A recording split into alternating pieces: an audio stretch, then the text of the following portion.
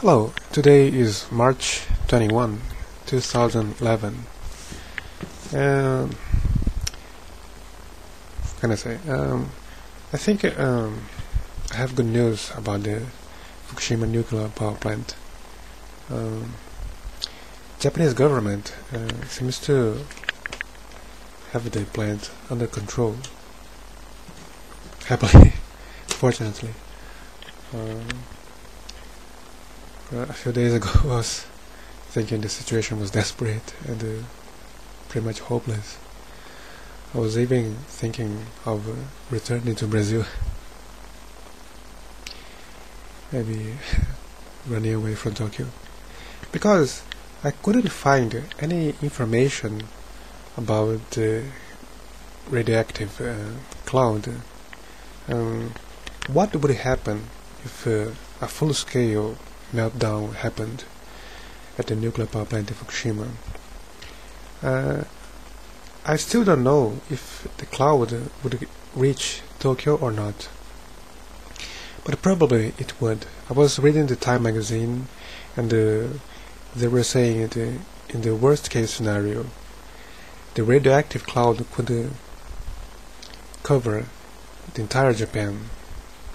But I don't know. It's possible, because the radioactive cloud, actually radioactive particles, we are talking about dust-sized particles that can travel with the wind, and they will go as far as the wind carried them. They could travel all over Japan, actually. And today, fortunately, it rained here in the Tokyo region, and the rain is a blessing, because if there is any radioactive particles in the atmosphere, they will be washed away by the rain. So I think the rain is a blessing, I think. And the situation at the nuclear power plant seems to be improving. Surprisingly. And I was really thinking the situation was hopeless a few days ago. And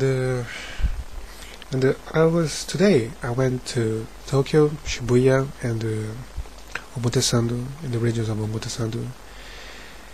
There were very few people walking on the streets, very few cars, most shops, a lot of shops, not most, but a lot of shops were closed.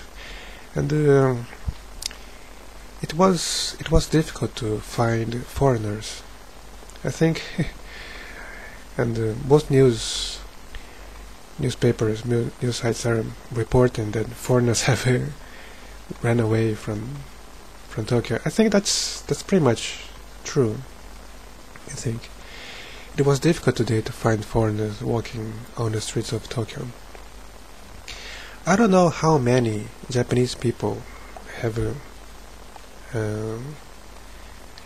run away from the capital, but I think it's not permanent. It will be temporary. People will return. Hopefully soon. I don't know. Let's see how the nuclear power plant situation, if it improves or not. Okay, what else? But these days, I don't know. I've been feeling a little depressed. What can I say? A few days ago, I was actually considering leaving Japan, going back to Brazil,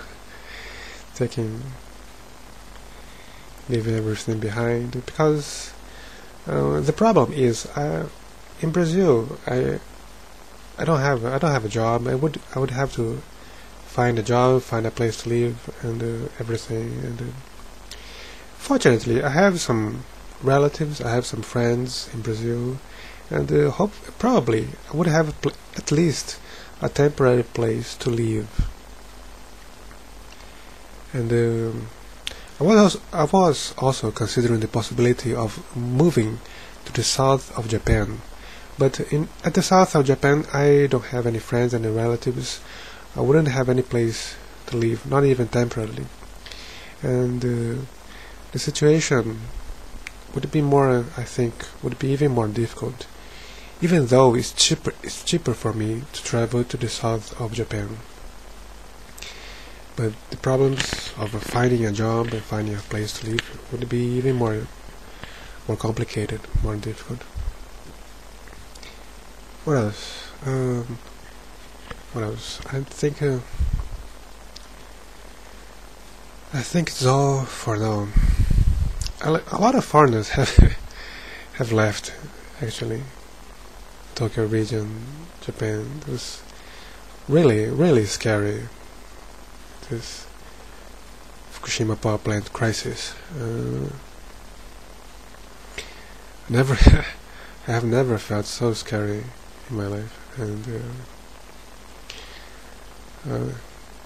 but I'm not sure if I should be optimistic, because it's still not entirely safe, because a little radioactivity was actually released into the atmosphere, and we still don't know how much radioactivity. It's probably going to cause some troubles here.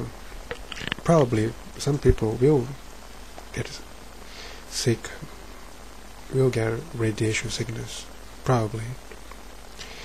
But hopefully it will not be that much serious.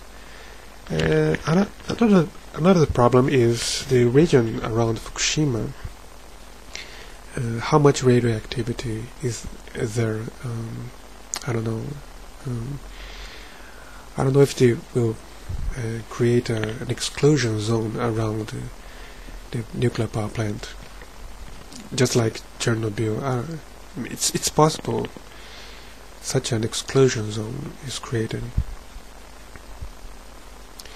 Let's see, but at least it will not affect here the Tokyo region. What else? What else? I was thinking of one possible solution for this problem. Maybe they could build a nuclear power plant underwater, because the whole problem here was how to have water continually being pumped into the reactor. They couldn't find water, and that was the whole problem here. And one of my ideas was to build an nuclear power plant underwater. For example, to build an artificial lake and have the entire installation underwater, or maybe build the installation under the sea, for example, just like a submarine. Use a submarine technology to build a nuclear power plant under the sea, underwater, in the sea. It would also be tsunami proof. If you build a nuclear power plant underwater, under the sea, it doesn't matter how strong, if there is a tsunami or not, because a tsunami is just a wave on the surface of the ocean water, not underwater. Underwater, it would be pretty much unaffected.